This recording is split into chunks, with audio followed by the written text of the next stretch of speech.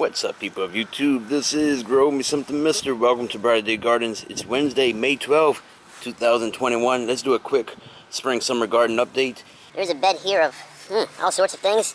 There's beans in here, there's garlic in there somewhere, and there's cantaloupe plants hanging around in there as well. Some sort of Cuban pepper. Tasty pepper, small pepper, not really spicy, but these are some sort of, I forgot what it's called, yellow shallots or something of that nature. Shallots, not like what we call in Louisiana like scallions or green shallots or green onions. These are actually Swiss chard or chard. I don't know how to say it. I heard it as chard.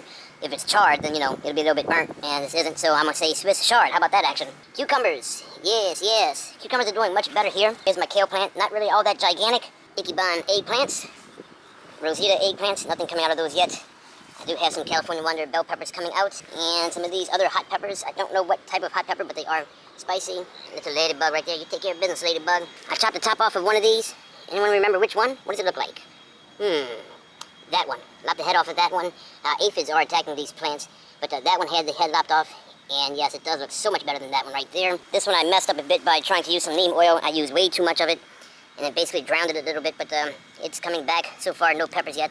I wait to see what happens with those super hots. Squash doing really well as far as the plants itself. Some extra eggplants right there. These right here are the, I forgot what they call that, those Italian type of tomatoes. These here Creole tomatoes. They're looking mighty nice. Check it out. Potatoes. These here are the purple potatoes. All this action here. These are some sort of, I don't know, fingerlings or white potatoes, whatever. Some nobody thing that somebody gave me, put it in the ground, and this is where it is right here.